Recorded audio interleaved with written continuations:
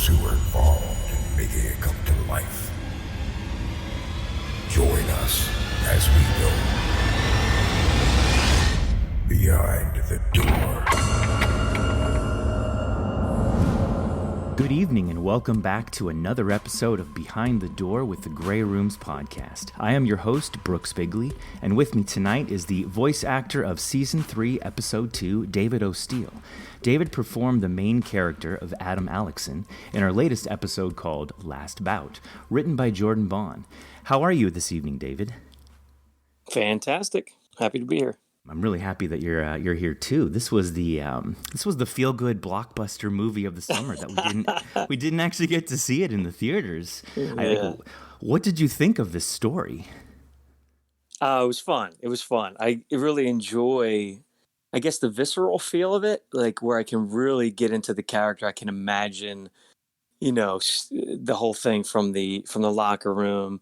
And I can kind of imagine the smells when he talks about that, the detail of the writing of it, and then walking out and the crowd, and I can really get into it. So it's really hands on in my mind. So I have fun with that kind of story.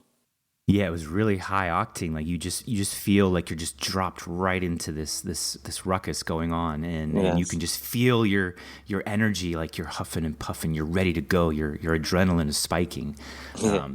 Truly great beginning to a blockbuster event here. Now, what do you have against zombies, and why are you always trying to kill them on our show? Yeah, I know, it's funny. Yeah, so now was this a different writer or the same writer? I didn't really. Well, this was Jordan Vaughn. He's a different writer from Ice Station Bravo. That was written, by Arthur Unk in our first season. Yeah, you also killed zombies. That's right. Yeah. So I don't know what it is. It's just, I guess I'm stuck. I'm what do they call that when they get stuck in a casting? Oh, you're typecasted. Typecasted. Yeah. Yeah. I don't know what it is, I guess. But it's all good. I like all the different roles in all the shows I've been able to do audio dramas, voices for. It's fun to do the different characters. And that was just, I guess, the first one that I did and type, and then this one's the same. So it's all good. It's fun. Well, you have a very commanding voice. I feel like you wouldn't play kind of like, forgive me for the lack of a better word, a weaker character. Okay. You definitely portray this really strong individual that needs to get through something. I mean, you were such a badass soldier in Ice Station Bravo, and so it was natural. I think like David O Steele needs to be, Adam Alexson in this story because he's a badass and he's just fighting zombies again. So yes. just repeating the Grey Rooms. Right. How do you feel that you prepared for this? Because I know that in your personal life you do martial arts, correct? Yeah, absolutely. Yeah, I've been doing it forever. I mean, I started boxing when I was 8, and my dad taught me boxing down in our gym. I remember on the wall he had black spray paint. It was power and no pain, no gain, and it was kind of crazy. He got into powerlifting, and of course I was too little for that. But we had a bag, and I used to hit the bag down there, and then got into karate when I was 14 years old. Fell in love with it. I used to play football, some other sports, and I quit everything. Just karate, martial arts became my love and passion. And I've done karate, Tung Su, Shotokan, Tai Chi, Yang and Chen styles. Korean sword. I just started jiu-jitsu. Yeah, I just started that. I'm a white belt in jiu-jitsu. So I had my own martial arts studio for 4 years in 2000. And I'm actually... So you teach? Yes, I do. Yeah. I train and teach, absolutely. And so over those years, even when I closed my school, I still teach. I still did private lessons on the side. I did some adult education classes at colleges and high schools, women's self-defense courses, like an 8-week course kind of deal. And then we're getting ready. I have a partner. We actually already put in a bid for a location. We're looking at opening a studio again. So I'm really excited about reopening a karate studio. Of course, it's kind of weird with the way things are in the world right now. But I'm hoping that things will get back to normal in some fashion, and we'll be able to teach. So it'll be spectacular. So would you wait until kind of after, I guess, we get a hold on this pandemic, or would you maybe do like an open studio situation? Yeah, that's all up in the air. So we have some. It's actually pretty cool. It's an old church. It's built in the 1800s, and it's a 2-story brick building. And so we have some work to do in there, renovating. So it'll be a few months of that, just getting it prepped up for teaching, and then hopefully things will get kind of back to normal. If not, I'm sure we would probably still open up if we're able to, and just do what we have to do to, keep everybody safe. But I'm hoping that things will get back to normal, with the vaccines and less people being affected by it. So we shall see. Yeah, it's just all up in the air. It's not 100%. If we have to wait though, it's fine. We can. I mean, we have a real good. It's talking about finances, but we got a really good deal on it, obviously, because it's an old church.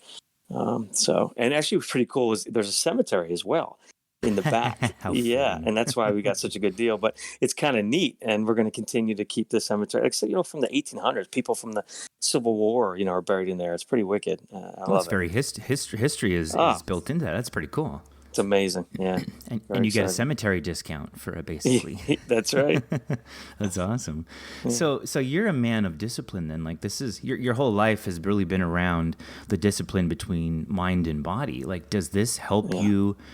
Kind of within your work in the podcast industry in terms of just the constant needing to record and send things and read things? Like, how does that help you with podcasting? I think it's just the creative side of me, not even the discipline part of it. Like, because I turn that on and shut it off. So, I mean, I'm not that disciplined in everyday life as far as, like getting my homework done when I was in college. I'm not disciplined to sit down and study or do that kind of stuff. I'm just like, I can easily procrastinate and do all that. But when I put on my uniform, when I go out, I'm very disciplined. It's, like when I teach, it's very strong, kind of like military style, calling everybody to line up. And, when I bark my orders, and I use a very commanding voice, when I teach a class. Outside of that, I'm very different. I'm quiet. I'm not loud. Although I do get loud when I get excited talking about things, but I think it's more of the creative thing. That's actually how I got started in doing voice work at all. I was a DJ for many years, and I was in musical in high school, and I was sang in some bands. But then when I stopped DJing, it was actually 2013 or 14, and I needed some kind of creative outlet, and I knew about audio, so I said, I just happened to hear a commercial for something. It was actually the Gravy for the Brain. It's they're out of England, but they do voiceover training to get you started. So I said, let me do that. I got some cheap thing to start and try it. So I started doing voiceover, and I started doing some jobs, and I did a couple audiobooks, and just to get going with that. And then learning about that, I found podcasts just on a whim. I have an Apple, and I never knew what a podcast was, but 2015 is when we, myself and my kids, we got into podcasting. It's just kind of a natural progression. So, and what was that podcast that you started? A Quest for Magic and Steele. So Steele. Yeah. So it was a D&D, Dungeons and Dragons podcast, which has, so there's like 4 years of shows. A lot of fun. There's 6 of us, 6 characters. We do character voices. My daughter is the game master. She runs the game. And we ad lib, and it's improv. And so she has a general idea of every time we meet, and she starts us out and takes us on a journey. It's as we're playing the game Dungeons and Dragons, but you hear like our voices as we do as characters. So she'll say, okay, here's what's happened. You're going to this house, and you're walking down the street. And then we just start talking. I just go to my car. Oh, hello, I'm going to go down here. I found that. Oh, what is that over there? And then somebody else has a weird character voice, and they'll jump in and do their thing. And then we interact with each other. It's pretty neat. So we kind of just ad lib what we're doing. And then she reacts to us. And then whatever we do, she changes. So she doesn't have a full plan. So it's a lot of fun. It was created as we go. And we have shows all the way up to this year. I think February or March was our last show that went out this year, just because I moved out. So I'm not there to push everybody to get recording. So, but hopefully she'll get back into it. Yeah. Now, do you all record in the same room together? Like it's We being did. recorded live? Yep. Yeah. Okay. Yeah. So down in the basement, I set up a studio, and we just put moving blankets around. I made this little mock wall, and I have a 6-channel mixer, Behringer mixer, and we all have headphones and mic stands all on the table. So there's 6 of us around, and it's a lot of fun. Like our first couple episodes, I changed mixers because I was brand new to it, learning how to do it. I remember our first recording, and it's actually up. It's our episode 0, and we're all holding the mics. We didn't have mic stands, and I did a lot of editing, so you can hardly tell, but we're banging it and kept making all kinds of noise. It was crazy. Well, that's really cool, though, the synergy that would exist by sitting in the room together. You can kind of see each other and really intuit and vibe off of each other. I mean, I couldn't imagine. Good. Yeah, I mean, you could ad-lib from different locations together, but yeah, being in that room together, that's perfect. That's without a doubt. Yeah, eye contact and knowing, like, you kind of see when they're done. A lot of times with the online stuff, you kind of talk over each other, and even if there's a little lag. So there, we were able to really just riff off each other and looking at each other and being as actors too, like from doing stage acting too. There was a couple of us, like a couple of my kids weren't that good at it. They kind of learned as they went, but 2 of the people, did stage work, and it was really fun. We got really into the characters and were able to really create some cool stuff. So it was a lot of fun. Yeah. That is very cool. So then after you felt successful with putting out that podcast, when did you first kind of start acting in podcasts? Okay. Yeah. So, what was the first one? I mean, I created Ark City. And that was my first audio. So I think that might have been the first one. Because Ark City, I wanted to, after doing this show, Quest for Magic and Steele, I just had in my mind that I wanted to have my own audio drama, something that I could do where it wouldn't be a lot of work. So I was going to do everything kind of myself. So I wanted to be the main character and have it where my initial idea was I was going to find, like I have a Zoom recorder, the one you carry around. I was going to have it where he finds a recorder. It's like in the future or something. And then I would just record everything myself. Like, oh my gosh, what is this thing and how's it work? And is it on? Like just kind of pretending, that, and it's just me. And so I could easily create that myself, write a script and do all that. And then I don't know where it would go. Some kind of futuristic apocalyptic thing, and maybe there would be zombies. I don't know. But, some kind of thing where like the end of the world thing happened and I wake up and not knowing what's going on and trying to figure it out. So I had a friend of mine that did a podcast as well, Adam Christopher. He used to do the After 6 podcast, which you can still find, but he's on hiatus right now. But anyway, he had on his Facebook page that he was a writer.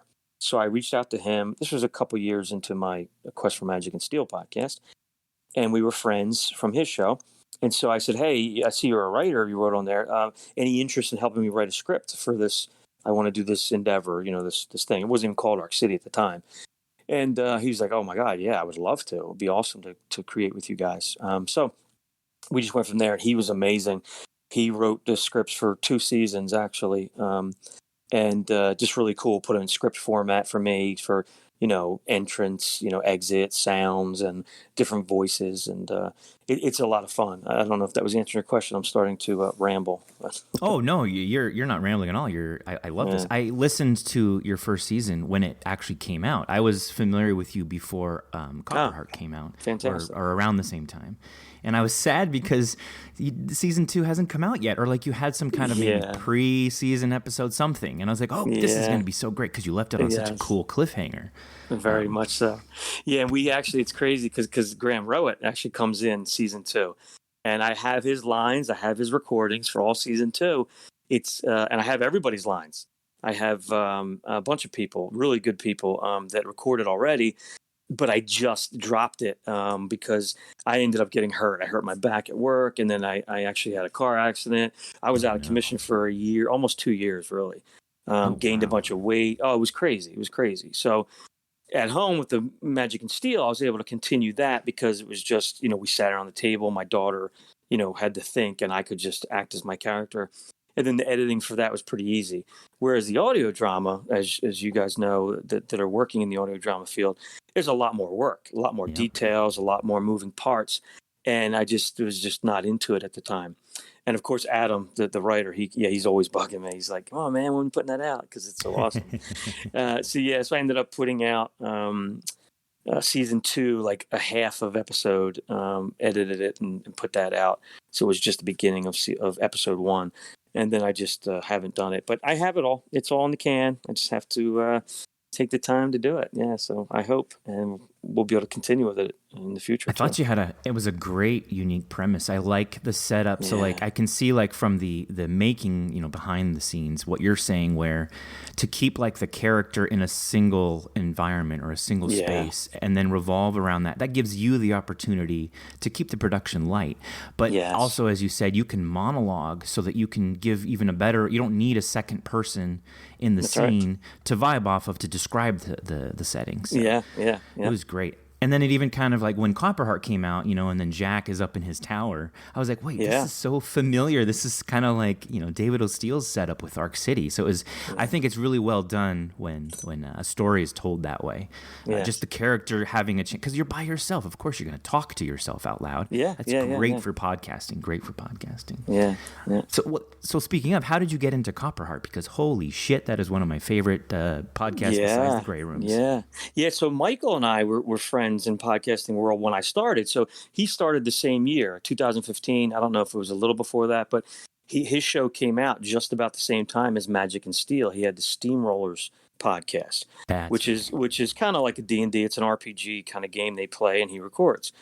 And so I got on social media and started becoming friends with all these people in the podcasting world and RPG role-playing games, basically. Him and I hit it off. We'd email back and forth. We did promos for each other's show. He had a promo that he made for me, and he has like a robot character, Robbie, that was his name. But anyway, he would have that, and I'd play it in the beginning of my show. It's kind of like an intro. And then my whole family and us, we did stuff for him, like for Christmas or holiday shows. We'd record a little something in our voices. And so anyway, so for a few years there, about 4 years, we had that connection. And then I saw him posting about this Copperheart, this new show he was doing. I think I may have been doing the Ark City, so I was still busy, and I don't know if that's when I got hurt, but I didn't even try to audition for it, just because I had too much going on. And then when I didn't go out with Ark City, and I saw he came out again after he started recording, that he was looking for another character, and he was looking for the A.R.I.S character, computer type. He described it as kind of like the computer on what's that movie, 2000 Space Odyssey? Oh yeah, HAL. Yeah, HAL, correct. Something like that, but a little more life to him, not quite as dead. Yeah, you weren't evil either. Yeah, correct. Yeah. And so anyway, I said, hey, let me give it a shot. It'd be fun to do. I never did that before, so I sent him over a little audition. And I was surprised, I didn't know, because I figured he had tons of auditions. And he even told me he had, guys from overseas and some cool accents. And he loved my rendition of it, the way I read it. He said it was amazing. As soon as he heard it, he knew that was it. And he actually was thinking negatively initially, because he knows me as Nunu, as this goofy character from our Magic and Steele podcast. And so he's never heard me. And plus the Ark City, he heard that, but so he wasn't sure how I would be able to pull it off, but he enjoyed it. So thankfully, and actually too, it's funny, voiceover work. I've only done a few voiceover commercial jobs, and it's hard. I've done tons of auditions, and you do it and you're kind of overthinking it, and you're thinking like, oh my gosh, this is what they want. And so you're really trying to get exactly what they want. And then you kind of do things that aren't what you really would normally do. You kind of go out of character yourself. And you try to give them what they want. They want this kind of sound, and so you kind of do something that's not natural to you. So with that, when I did the audition for that, I kind of did it just the way I felt it should have been heard. And then he, thankfully, he liked it. So, and that works that way too with the other shows. It's just like try the best ones anyway. When you try to just do them like you would as yourself, it's just easier that way.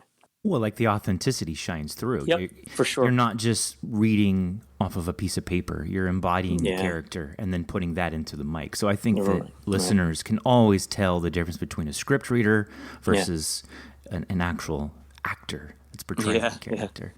Yeah. So if I can ask then, like, what do you have a method for, like, so you sat down with our script for this story. How do you kind of get, it's a cliche question, but how do you get into character? Like you can't see the other people. There's no set for you to Yep. vibe off of. How do you get into that mode? Yeah, and it's funny too. Like I don't know, I just find that pretty easy. And it's actually it goes back to the martial arts as well in a sense. I do meditation as well, and I remember teaching people about how to meditate. And there's classes, and I can give you lessons and take you through the steps of how to blank your mind and how certain things you could focus on to help you come to that stillness and quietness. And then at some point, it's easy. Like now, if I just want to meditate or stand, I do standing meditation. I'll just take a deep breath and then let it out. And then I'm like gone. It just takes 1 second. Because I've done it so much in practice, it's just gone. I just go right into it.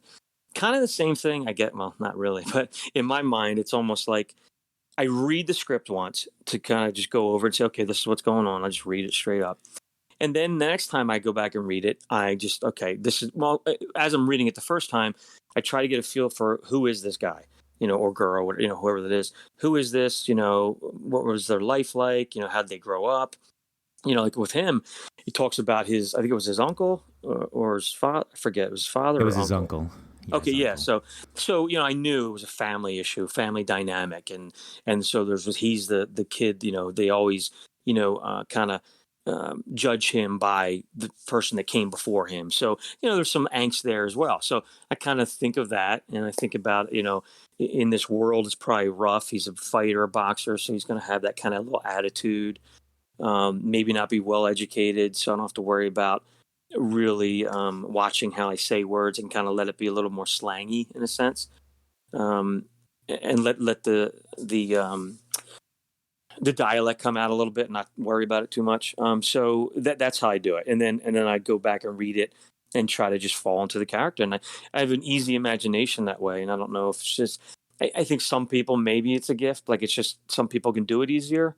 And some people have to really work at it. Like I hear actors talk about it sometimes. They have to do a certain thing to get into character, but it seems pretty simple for me as far as that's concerned. Like I just kind of, after I look at it, I can put my head there and just pretend, So. Yeah, I've noticed the reaction to that question. I've asked so many different times that some people, like you said, some people, it's just so intuitive in them to just do it. It's just part of their being to act and to absorb it. And then there's other people that they go through like a 6-part process to really get into the character. And it doesn't mean that anyone is acting better than the other. It's just your method. It's your way of holding the paintbrush against the paper, basically. Yeah, totally. So we all get the same art. Well, so speaking of your imagination, what do you think that hideous thing was at the end that ultimately killed you in the story? Because it wasn't a regular zombie, I don't think. Yeah, I mean, I just take it for the way it was described. It was just a bunch of dead people and things, maybe even some animals that they pieced together like a giant kind of Frankenstein in a sense. But so many different parts. It might have even been some animals. Like I can imagine like a lion leg or an elephant leg in the front, and just bigger guys like a sumo wrestler chest, and different arms coming off, and then he said multiple limbs, so different ones, maybe a horse leg, just all these different things sewn together, and that's why it had the heads would be like this beast head as well, maybe even like even a lion or something like that. So I just picture this mangled mess, and I think I saw a movie before or something like that, and I kind of just picture that, this big giant blob of all these different parts put together. Yeah. When my first listen through, I really kind of got like a video game vibe of like your character just going through each level, and then you hit the final boss, and damn, bro, you forgot to put in the cheat code of invincibility, so he killed you. Oh yeah, big time. But it was a really fun. You didn't have to like, and I don't mean this in a negative way. You didn't have to think about this story. You could just enjoy this story. You didn't have to like piece back. Oh, that's what that guy said in the prior scene. For sure. This was just a forward progression story, just a badass action story. Yeah, which some of the great stories are. Great room stories. You have to really think. It's a lot going on. Yeah, this one was just straight up, and it grew and grew, and then he's dead. Yep. Cool. So, what did you think of Jason's production of the whole thing? What do you think about? Oh my gosh, yeah. Compared to Ice Station Bravo, I mean, geez. Oh my, I mean, even that though, that was so amazing. I mean, but this one was cool because the story when you do it, and I did it a while ago, and it's been so long. It's been, I mean, gosh, not a year, but I mean, months and months and months ago. And so I forgot about it. And I got a, hit up from you or somebody else, or Graham said something. And I was like, oh yeah, that's right. I forgot about that. And then hearing it I was getting excited. I kept looking for it, on my podcast player, seeing it was come up. And I was thinking, oh, what was the name of that? I totally forgot the name. And then when I finally got to hear it, it was really cool because the sound scheme and the environment of it, oh my gosh, it just came to life so much better. Like that's, if I had that, it would be even easier to just get into character, with all that. And it was just perfect. Like that's what I pictured in my mind. Even like the locker room wasn't as loud, and then once you opened the doors, you heard the crowd a little bit, and then it got louder and louder, and then the announcers just add to the flavor, and then talking about that beast at the end, and I mean the sounds of the squishing and the zombies, but that beast yell at the end when the beast screamed, it was like, oh, it was perfect. It was like this animal roar. Really cool. So good.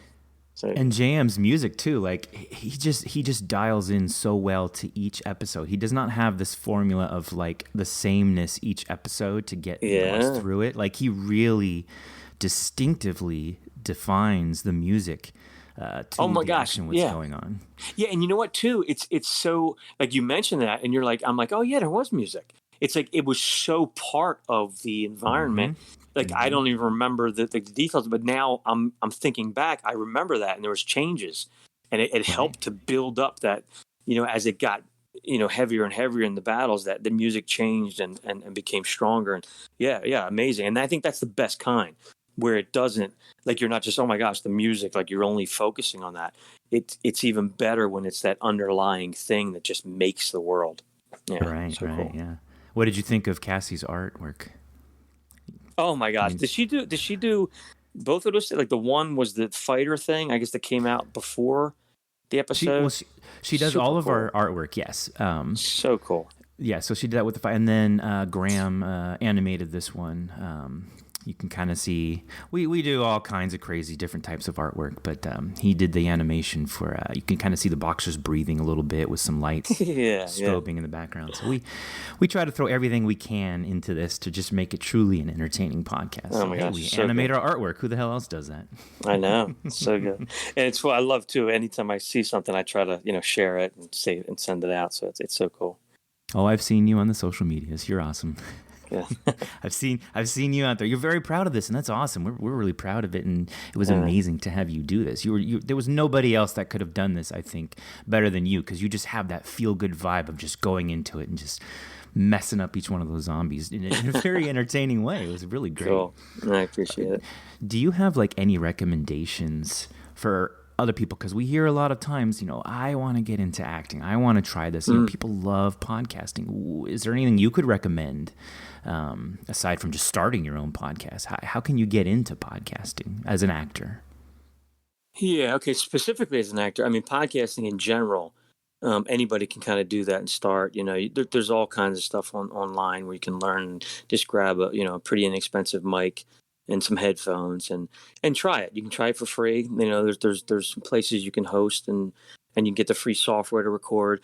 And I suggest doing that. And even if you're going to do voice work too, either way, just start playing around and recording your own stuff on your own and do it. You got to do it, because a lot of people talk, and even doing anything creative, hey, I'd like to do this, I'd like to do that. You just got to do it. You got to jump in and try it. You don't ever have to post that stuff. You can just have fun doing it. And you may even start like I did. I started before podcasting. I started doing the voiceover stuff. And I mean, I just started from reading books to my kids when they were younger, reading the Harry Potter series and just doing the voices. I just love doing that and acting stupid and trying to, get louder as it's building up, and doing my own audio drama, just, reading a book. And that was kind of fun. And then to really like get in and do it, you can start your own podcast. It can be just you talking about something. It could be a 5-minute thing, and you could put that online and see if you get some people to listen to it and start, sharing it. If you want to get into the voiceover side of it, like Gravy for the Brain, that's a great place where they actually have courses you can teach it. They have courses you can pay for to learn how to set up a good sound room on your own, what mics to get, that kind of deal.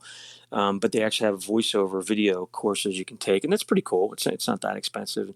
I'm sure there's even some free stuff on YouTube you could get to actually learn some skills, because there are some techniques that you have to learn to be decent at it, to have the right mic and use the right mic technique, and as far as recording, and your sound room is real important, for keeping that quiet. And editing and all that good stuff. And then if you continue down that road of voiceover stuff, you can do audiobooks. That's not that hard. I mean, the work of it is incredibly hard, but it's easy to get in. Recording. Yeah, the ACX is a great place to do that, where Amazon owns that. It's for Audible, ACX, I think, .com. And you can go in there and just sign up for a free account. And there's people that are writers that they want to put their book out, and it might even already be for sale. Famous writers down to brand new people just that no one knows. And then you can audition for their book. They need people to read them. And that's how I started out. I did a couple, and my first one I did is still out there. It's what is it called? No, I'm not going to remember right now. But you can probably find it. David Steele. You could probably search me, David O Steele. But that one I know is out there on Audible, and I listen to it and I cringe because it's the first one I did, and the timing does. I don't like. Yeah, but it's fun though. It's still cool. But that's a good way to do it in practice. But basically just practicing and doing it. Even if you do it for free, just doing it on your own. You have to practice to get into it, and then on Facebook, you find groups like the Gray Rooms, you listen to those shows, you type the hashtag audio dramas and you find those things, the shows. But on Facebook, when I did Ark City, I needed some characters, and I didn't have anybody to pay because it was brand new. I need people to read for me and do a couple parts. And then I found a friend through that, or through actually local, and he hit me off to, I think it was Audio. Gosh, I'm going to forget now. Maybe you know what it is, but it's Audio Drama something group on Facebook. Well, there's so many. I mean, we're a part of many ourselves, just to look for new authors. There's a dime a dozen. There's a great one, but anyway, there's a great one, and there's Audio Drama Auditions, I think, is one, and you can actually you go on there and just try to audition. You as you're playing with the audio stuff and recording, you make your own little reel. It doesn't have to be professional. You could do some different voices. Just reading stuff, even from a book, whatever, and post that. And if you see somebody looking for voices, you try out, and they'll give you a script, and you go for it. You just have fun with it, and that's how you start. Just doing it. And to reiterate something you said earlier too, I think it's really important that not you, but the person puts themselves into that act, instead of let me act something I think the way people want to hear it. Like you were saying earlier, be you. And that will shine through, and then that's what people say, I want that person. How they recorded it. They're authentic. Totally. And speaking of people, we were talking about how actors get into the role. That I'm not that good at doing things that aren't more natural to me. And that's where a true actor would really, use their skill and their art, where they can kind of do something, and what their steps that they take to go into that character. If it doesn't feel real natural to me and something that I could actually see myself doing myself, it's a lot harder for me. I have to have something where I could just kind of make it my alter ego in a sense, and be more realistic. That's the ones that are easier. Yeah. That's interesting. Like adopt an alter ego so you can get through a scene or something. For sure. Yeah. I mean, acting and podcasting can be just as challenging as acting in front of a camera. Heck yeah. You're still acting. You're embodying something that you are not. Yeah, and sometimes harder. Like you said, you're not with someone, it's all in your head. Whereas you're acting behind the screen, at least you have another character in front of you. You're dressed in the part. That helps a lot. You're doing stage acting, same deal, which I know Graham's done a lot of. That is a little easier, I believe, than just standing in a booth and making it all in your head. It's a little more work. Right. It's all challenging. It's all rewarding. It's all definitely. Yeah. Oh my gosh, absolutely. Yeah. So, what do you? Aside from like martial arts, you don't have to reveal your day job because we all know you're Batman as well. Everyone that comes on this show is Batman in my mind. So don't tell me what you do during the day. But like, what kind of hobbies do you do? Like, what do you do for fun when you just want to relax, or when you're interested in something outside of recording and working and all that? What do you do? Yeah.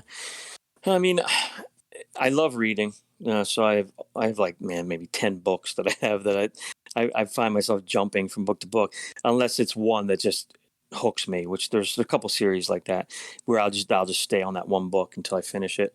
So that's kind of like my side thing. I have books laying all around, books at work, books here. And I'll just grab a book and read. That's kind of a go-to easily. I do have 5 kids. They're all older. 2 of them, Wow. yeah. 2 of them are in the military, so I don't see them that often. But the other 3, I have 2 grandkids as well. They're amazing. So really, my grandkids, my 2 grandsons, they're both under a year, but they're just so much fun. I mean, what a blast! I just love Yeah. kids, and You're a I family get to. man. Oh my gosh, big time. So, That's and awesome. now, I don't see my kids as much because they're so busy and older. But I can steal my grandsons and I make, I sleep, they have them come over and sleep over, and I get to just have fun with them, running around, chasing them. Oh, it's a blast. Yeah, I love it. Yeah, I have 2 daughters, and my parents love to take them from me, and it's always a weird feeling because it's like, oh, I want my Yeah. kids with me all the time, but Yeah. thanks for taking them away for a few hours. Yes, I it need is. I Yeah, need some me time.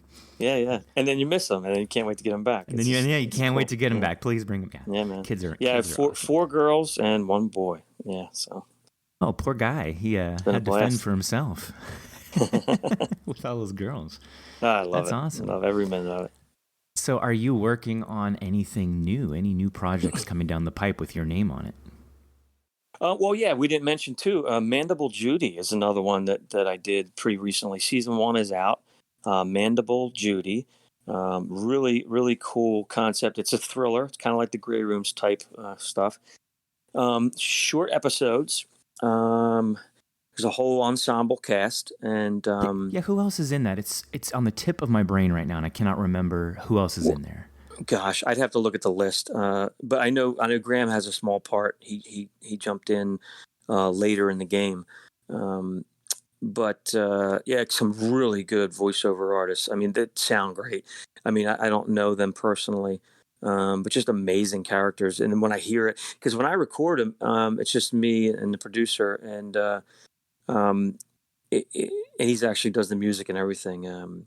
Glow Mag is his username.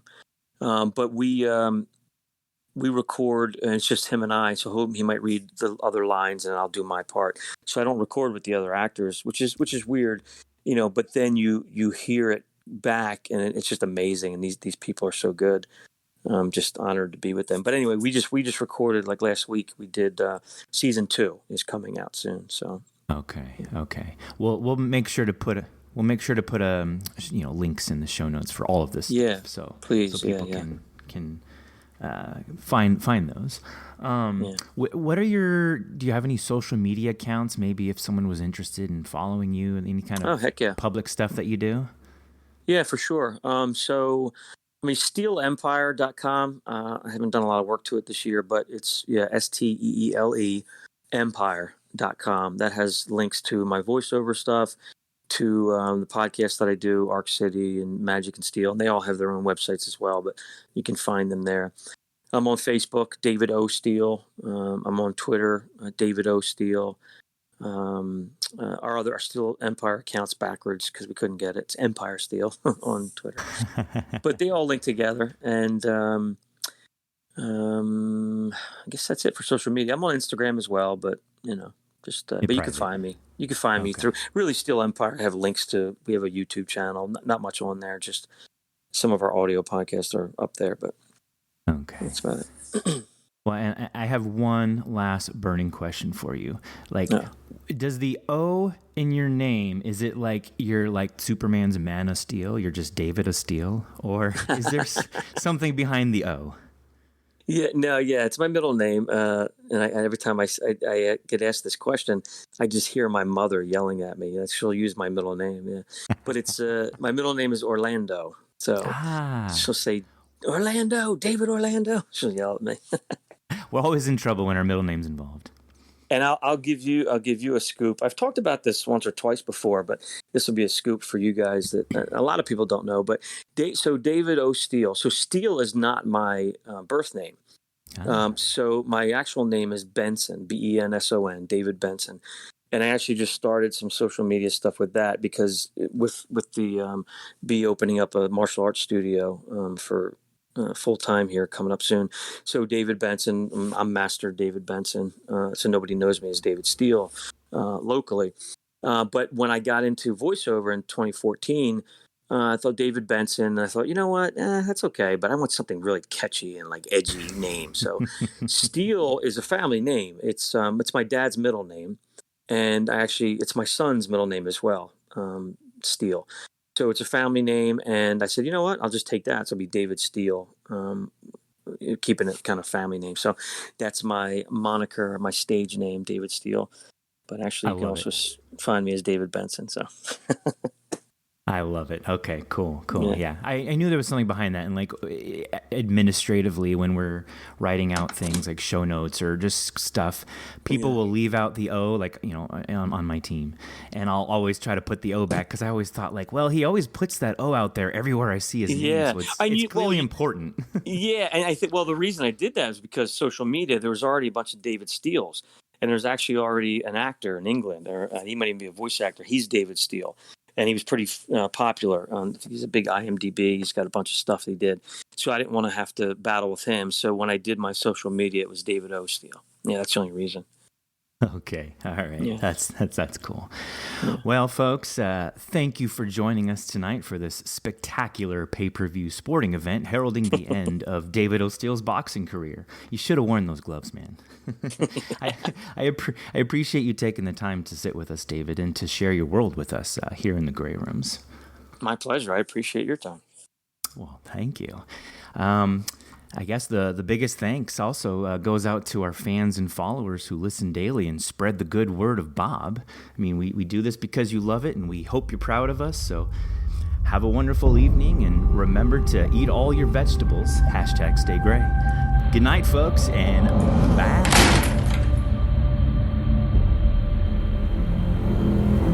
Join us each week after every episode for another edition of Behind